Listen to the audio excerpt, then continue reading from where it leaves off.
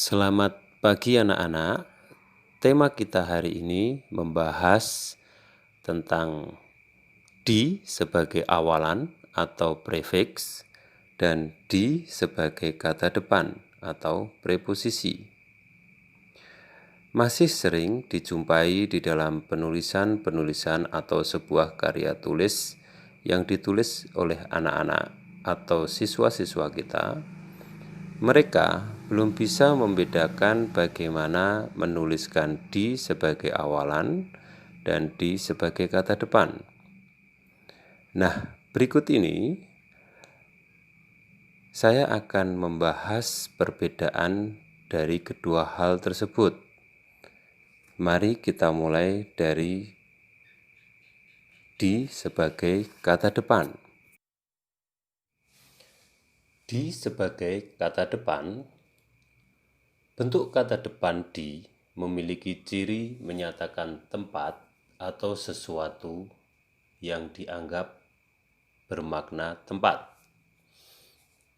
Contoh, bentuk kata di bertemu dengan bentuk kata tepi,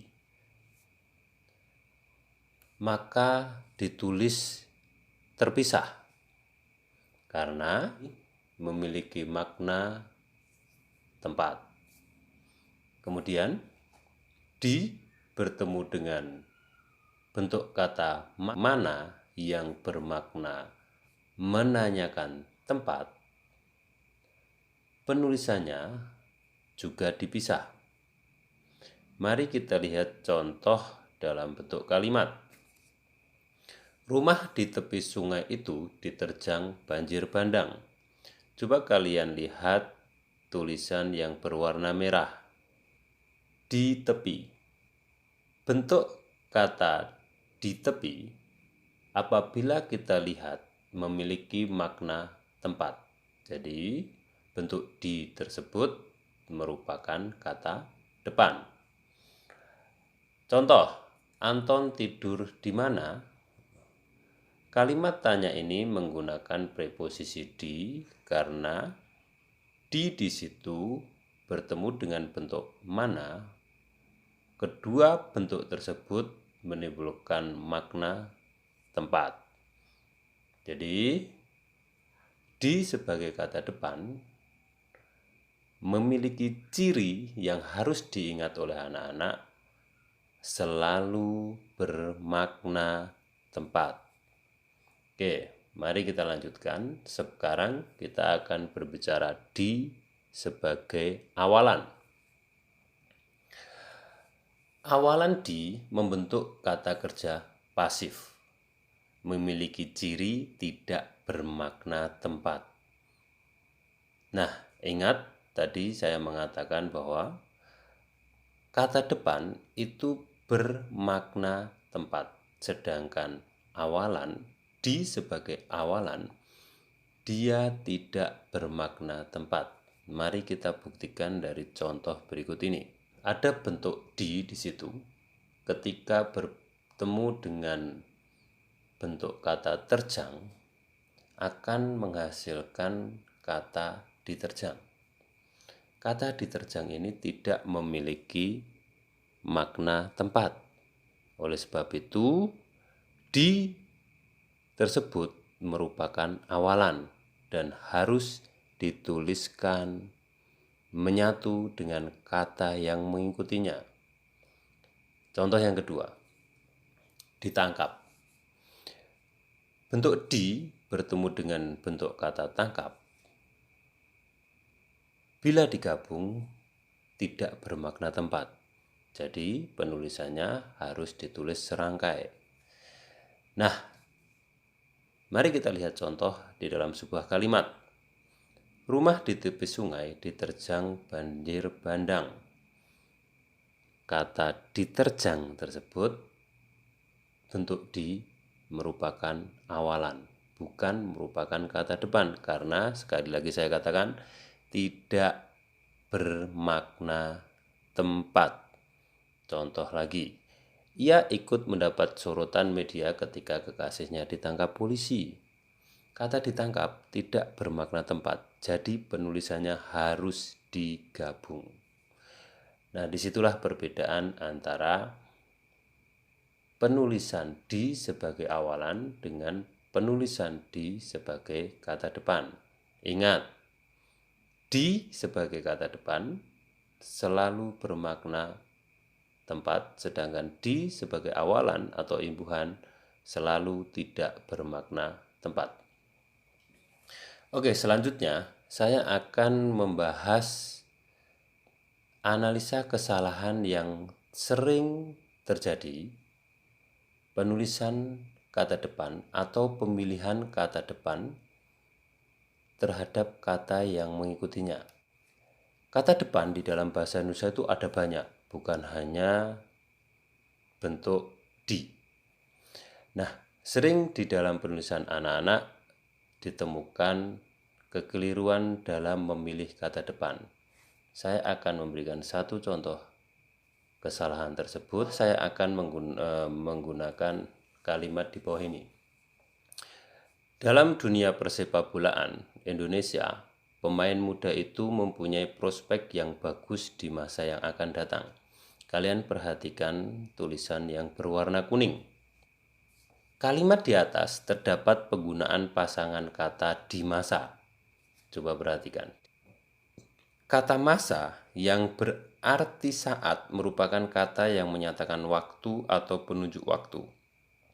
Sedangkan kata depan di merupakan kata depan yang menyatakan tempat. Seperti yang saya katakan tadi, bentuk di akan dikatakan sebagai kata depan apabila dia bermakna tempat.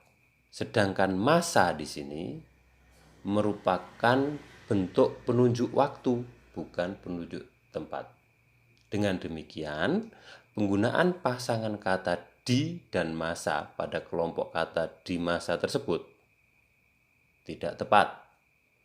Kata depan yang tepat digunakan di depan kata masa adalah kata depan yang juga menyatakan waktu. Nah, kata depan yang cocok untuk menyatakan waktu yaitu kata depan pada.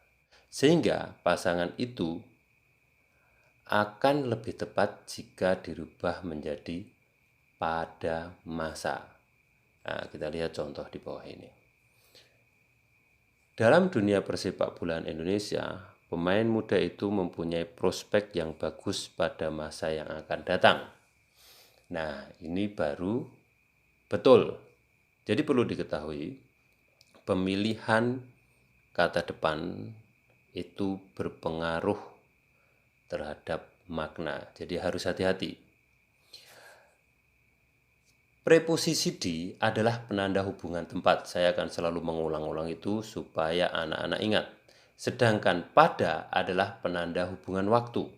Kesalahan umum yang sering dilakukan adalah penggunaan di depan kata penunjuk waktu seperti di tahun, di masa, di abad, dan lain sebagainya tidak sesuai dengan semestinya. Seharusnya di depan kata penunjuk waktu digunakan kata depan pada. Sebagai contoh, pada tahun, pada masa, pada abad, dan lain sebagainya.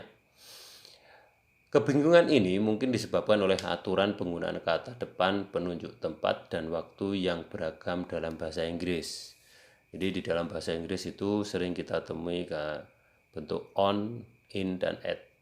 Memang dapat digunakan sebagai penunjuk waktu dan tempat sesuai dengan konteksnya masing-masing. Dalam hal ini, aturan kata depan bahasa Indonesia sebenarnya lebih mudah.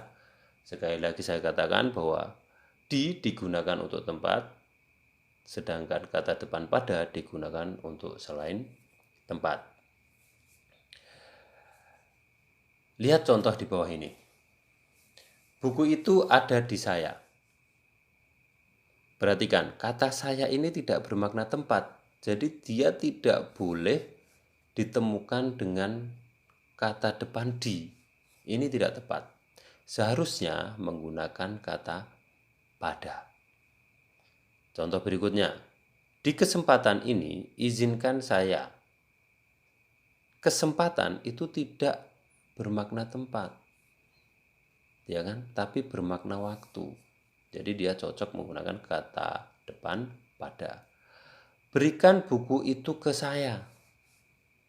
Saya di sini bukan bermakna tempat, jadi tidak cocok menggunakan kata depan ke. Jadi harus kepada saya. Nah, nalar pikir sambil lalu. Nah, ini cuma sebuah tambahan. Istilah preposition dalam bahasa Inggris yang menjadi sumber serapan muradif kata depan, preposisi, dibentuk dari awalan pre dan position. Nah, namun pertanyaannya, mengapa serapan tidak menjadi praposisi? Kok dia berubah menjadi preposisi? Seperti hanya penyerapan prehistori menjadi prasejarah atau pro-school menjadi prasekolah. Nah, itu pertanyaan yang bisa kita gunakan sebagai nalar berpikir. Bahwasanya bahasa Inggris dengan bahasa Indonesia itu memiliki pola yang berbeda. Nah, kesimpulannya, jadi kita di sini hanya berkutat kepada bentuk di. Penggunaan kata depan di penulisannya dipisah dari kata yang mengikutinya. Kata depan di memiliki ciri khusus yaitu bermakna tempat. Kemudian awalan di membentuk kata kerja pasif. Selain itu penulisannya digabung dengan kata yang mengikutinya. Bentuk awalan di memiliki ciri tidak bermakna tempat. Itu kesimpulan yang bisa kita tarik. Semoga anak-anak sukses bisa menulis dengan baik dan bisa dipahami. Demikian penjelasan perbedaan di sebagai kata depan dan di sebagai awalan. Semoga bisa dipahami. Salam belajar daring. Selamat pagi.